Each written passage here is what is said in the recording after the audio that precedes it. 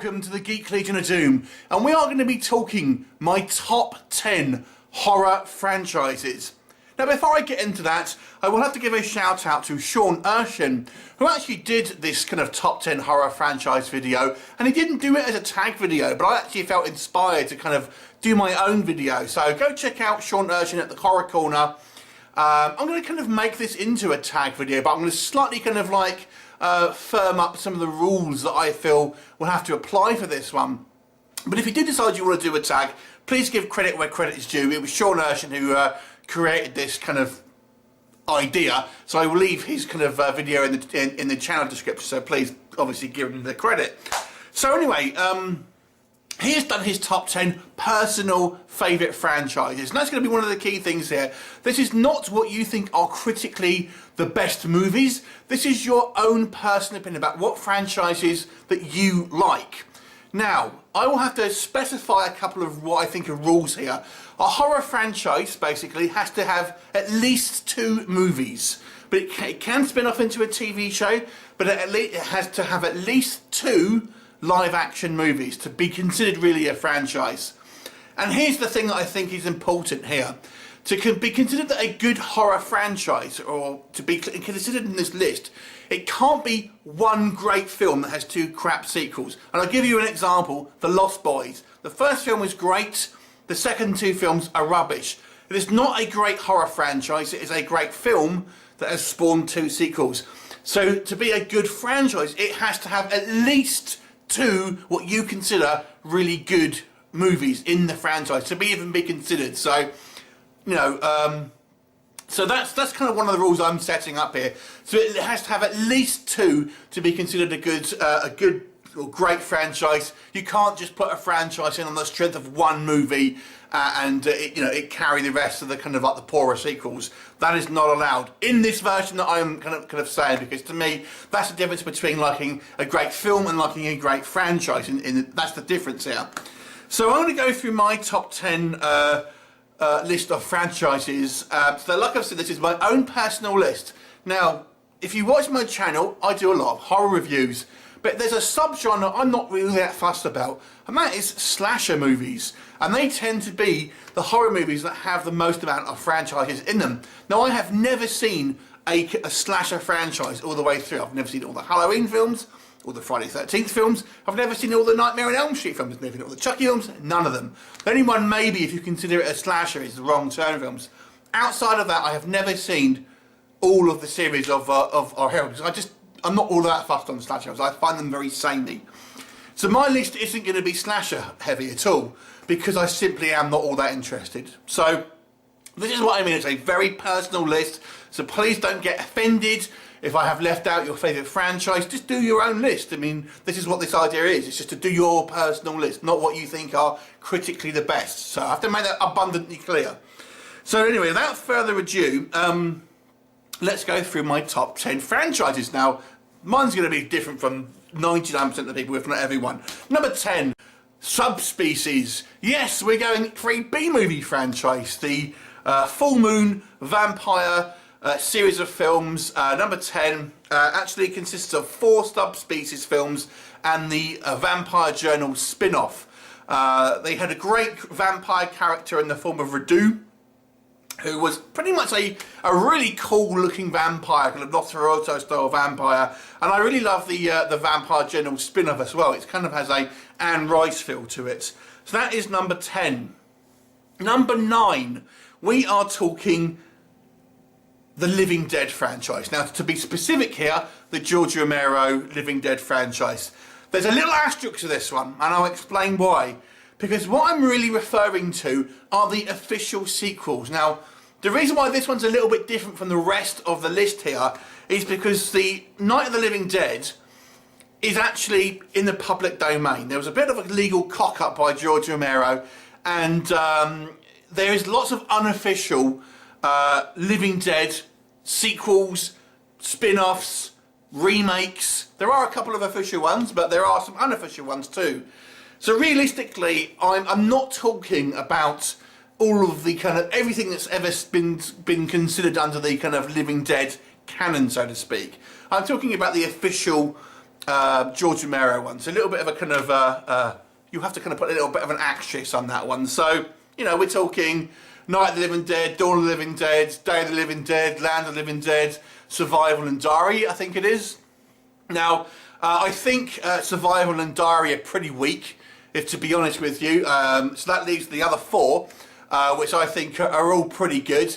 I mean, Night of the Living Dead is a classic, Dawn of the Dead is a classic. Those two are super strong movies. And then Land of the Living Dead and Day of the Dead are good, but they're not great. So that's why it's a little bit low down.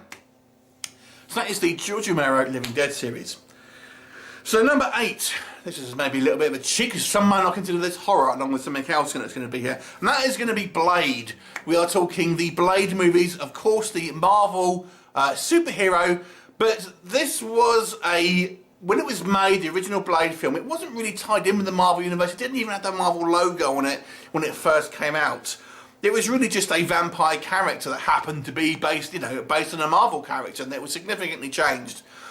And even though this has turned into more of a superhero thing these days, it still is a vampire film. There still are horror elements.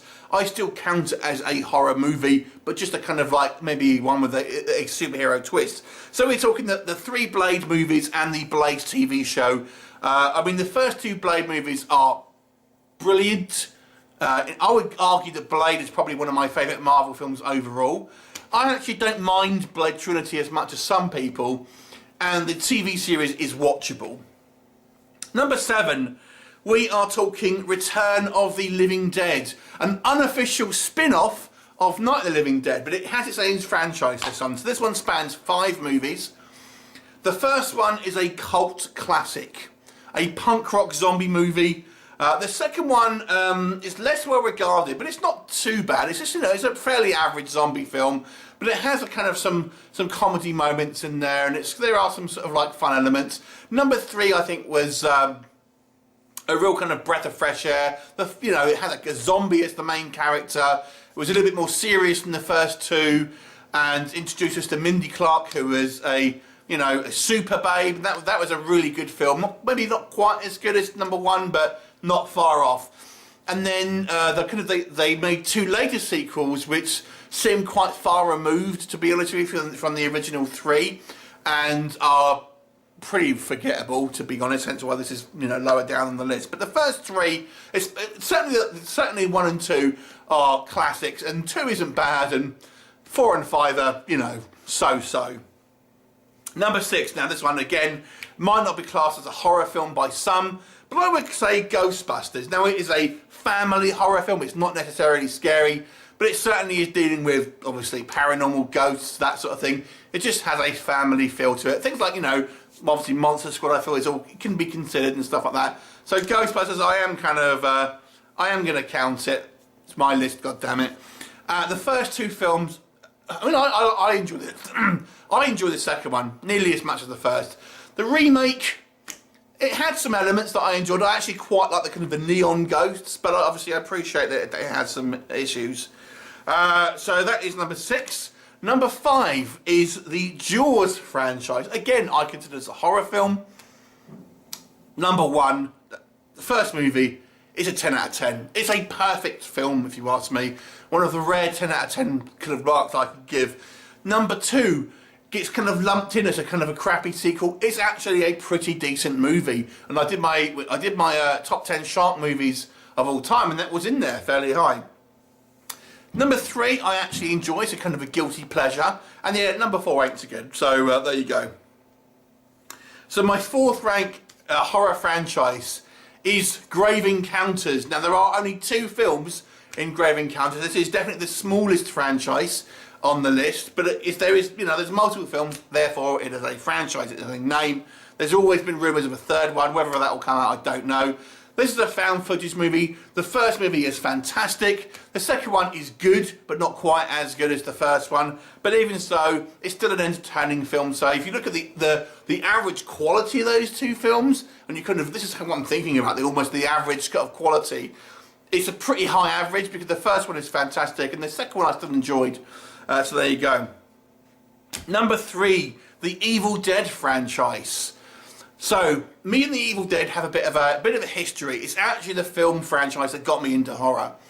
And for a long time, Evil Dead 2 was my absolute favourite film of all time, and it probably still is my number 2. I still love the original first one. I kind of like the Army of Darkness.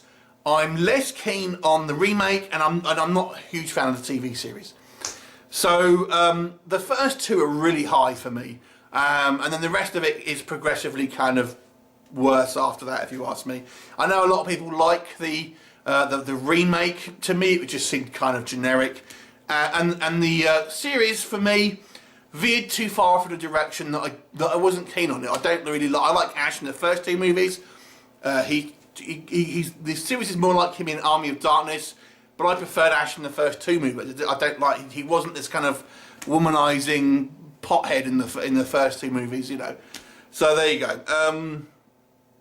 But overall, every incarnation is enjoyable. I just have two great ones, and the rest are, you know, good to mediocre, if you ask me. So number 2, this is Fright Night. Now you may be thinking, oh, there's not many films in that one. No, you'd be wrong. There's actually 4. So there's 4 films in the Fright Night franchise.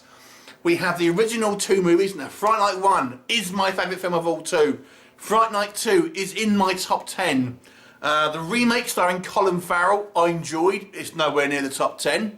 And then he had a third remake that was confusingly called Fright Night 2, but is actually another remake of the first film, which is pretty forgettable, to be quite honest with you. So for me, it's 2 of my top 10 favourite movies in the list, and then a pretty decent vampire film, and just one that's fairly forgettable. So that's the number 2 for me. My number 1 is the Conjuring franchise. Now I know this kind of gets poo-pooed a little bit from, you know, the kind of like the grindhouse horror crowd or whatever, as kind of like Hollywood. But I think James Wan has crafted a truly eerie horror franchise. I love the first movie. I often hear this question, if I had to let someone watch a horror film that wasn't into horror, what would I get them to watch? And it would be The Conjuring. Because if someone wasn't into horror, I wouldn't show them some kind of like old film. I wouldn't show them something that is too kind of graphic or gory. I'd want to kind of show them a good quality, you know, with good acting, a good story, a good sense of kind of dread and atmosphere, and The Conjuring delivers on that. And I really enjoyed The Conjuring 2 nearly as much as well. It doesn't work quite as well, and I actually quite like the 2 Annabelle films. I actually prefer Annabelle 1 than Annabelle 2, which is, you know, not most people say. And I kind of like The Nun as well. The Nun's a little bit all over the place, but I enjoyed it. There's not a Conjuring film that I haven't enjoyed. The first 2 I think are fantastic, and every other incarnation has been at least good to me. And the quality of the craftsmanship and the just the kind of the atmospheric, eerie kind of like world building, I love it. So that is actually my number 1 horror franchise. Now, to be clear, like I've said, The Conjuring isn't my number 1 favourite film. That's Fright Night. But if we're looking at the franchise as a whole, the kind of the mean average, if you like, is higher, if you know what I mean. So that is my maybe slightly confusing horror franchise top 10. Thank you again to Sean Erschen for inspiring me to do this video. It's a clever idea, and it actually kind of made me think, especially because I'm not really into slasher films, thinking, what horror franchises are there? Now, if anyone fancies doing this as a tag video, you are more than welcome. Sean Erschen didn't do this as a tag, like I've said, but I think it would be fun to see, because I'm curious to see other people's train of thought on this and how they kind of break it down. But remember, you've got to have at least 2 films in the series to be considered, you know, to be quotable for a franchise, not just one film that's excellent. You know, there you go. So anyone who wants to do this as a tag is more than welcome, and there you go. Thanks, Sean, for giving me the idea, and obviously go check Sean's channel out. Like I've said, I'll leave the link in the description below. Thanks for watching, and bye for now.